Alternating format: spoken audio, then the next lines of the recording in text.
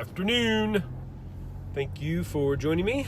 I think I'm going to attempt to dialogue a little bit about naming and perhaps go into my speculations on what the common project me and my friends are trying to develop might be, what its most basic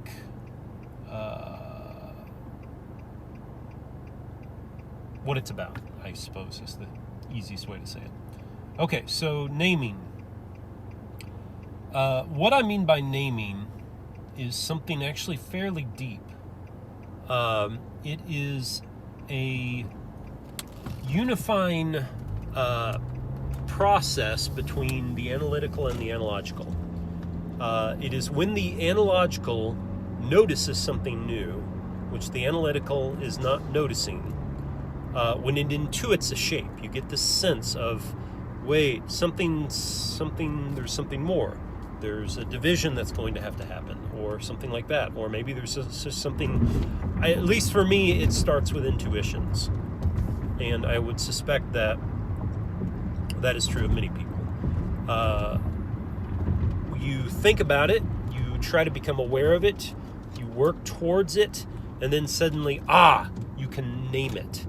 Or at least, that doesn't mean you've named it yet, but you've got enough of a feeling about it that you can begin the process of naming it, of giving it a name, and in fact giving it a definition.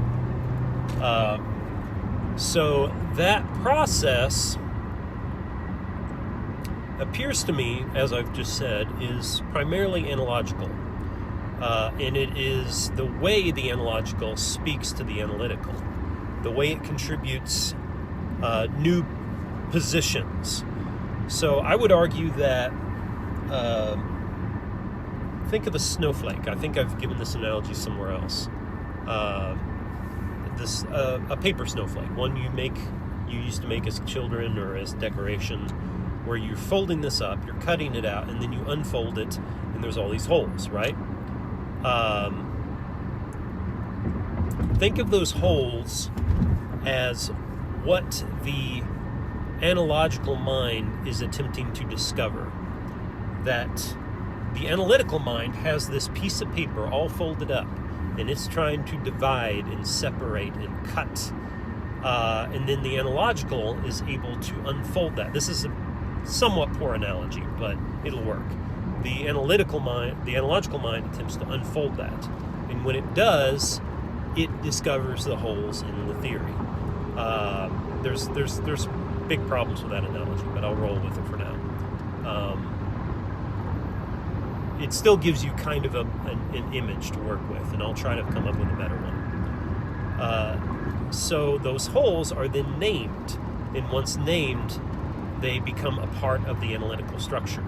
But there's this interesting, at least I find this to be the case, once I have named something, before that, it felt like a hole in my mind, an empty space that I was sensing, like a place where there is a missing tooth in your mouth.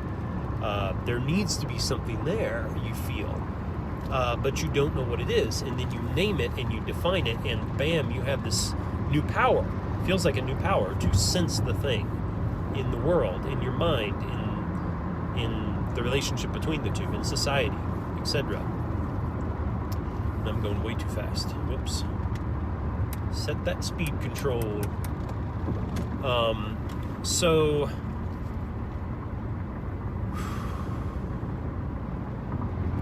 So that's naming. And I think naming is from the analogical, but it can be what the analogical does in reflection upon the analytical. In fact, I think that's generally the case. Okay, there's many speculations I could go about that, but I think I want to try to jump to our project. In a couple of my most recent videos, I called it the Psi project, the Greek letter PSI. But there is a term I came up with, which was the amoeba project, which I might have done a video on, but which they have kind of re-termed the hyperorganism. hyper meaning hyperlinked. And when I first heard the title, it didn't resonate with me at all until I heard them say as in hyperlink. I'm still not 100% sure on it, but it's a pretty good title. Now, before I can talk about that, I got to talk about folding and unfolding again, but in a slightly different context. So we've been talking about ideas that can be folded up and unfolded.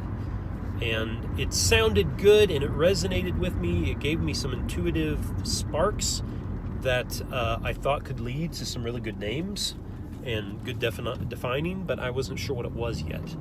And at least one thing that idea of unfolding and folding has led me to is the idea of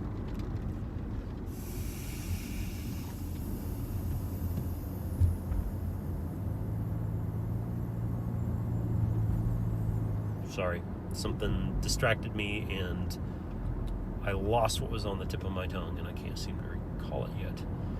Naming, folding, okay, is the way.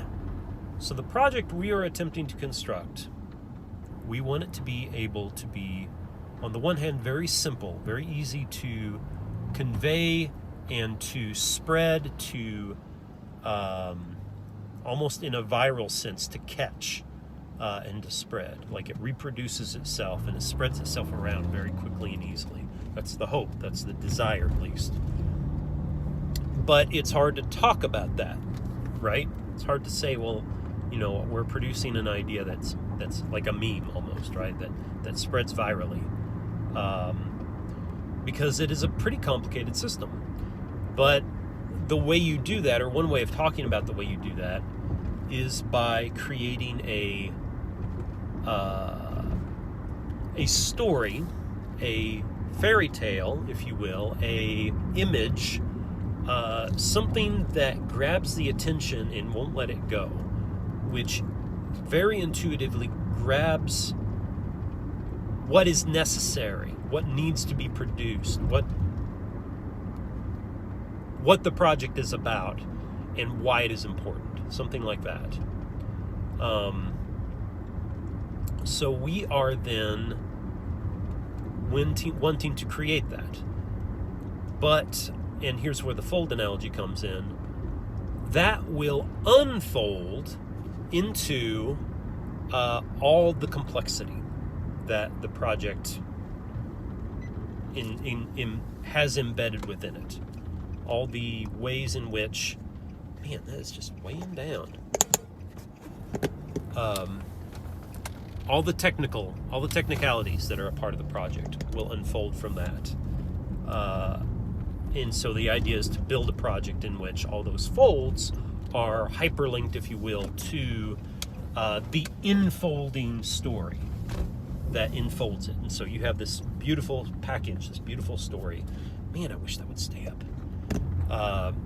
But that story then unfolds like a flower. Sorry. Man, I've got to get some tape in here and duct tape that up. All right. It unfolds into a story.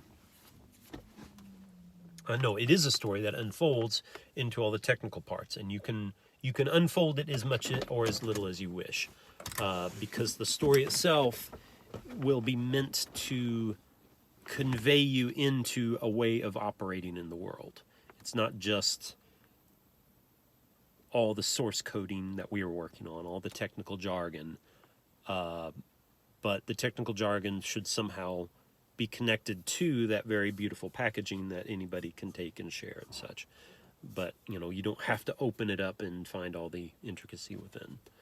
Another way, however, the story may only be one face of the packaging. Or another way of saying it is maybe there are many packages, many enfolding stories. But the story that unfolds, or the project that unfolds from that, will be the same. So, for instance, one day I think all of us want to see a video game built off of this idea. And then I hope to create a short story based off of it, and I think one of the other members wants to do a short story as well. And then there is just some kind of a maybe paintings, maybe images. But so art is the unfolding. Okay, I didn't realize that until now. Art is what unfolds it.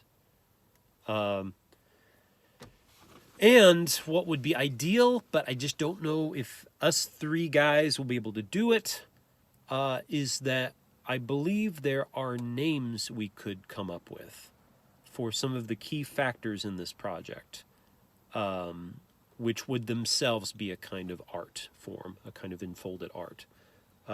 If we had the ability to name something in a kind of masterful way, then much of what we wish to convey would be carried by that name.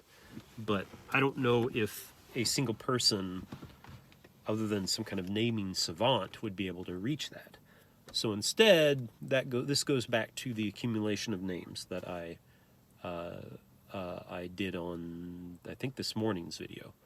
That part of the project will be, as we order a lexicon of all the key concepts, that we will have names for those concepts, but we'll also have an alt term list of other names that could be. And as FireLogic noted to me in Discord after watching that video, or maybe actually it was a comment on the video, now that I think about it, that is an analogical way of naming, and perhaps even of defining. I'm not sure. This idea of lexicon is expanding from the very small analytical box I was building for it, and is reaching out and is becoming more organic and more analogical, more living. And as such, it has a line that I've called the subtitle, which is kind of like, you have the name of a book and then you have a subtitle that kind of gives you an idea of what the book is about. So I've started integrating a subtitle, but I think the subtitle is just another analogical feature, right? So you'll have the analytical definition, and then you've got these various techniques for getting at the analogical meaning of the analytical. And those all have everything to do with creating a complete, accurate, and especially aligned definition. And it's all organic, right? It all keeps continuing to grow. So it's almost as if I'm creating this hybrid instead of the cold. It's a cyborg, right? It's man and machine. It's the machine side, the analytical, but it is also the organic side, the analogical. Okay, that's a pretty good place to wrap this video up. Thank you very much.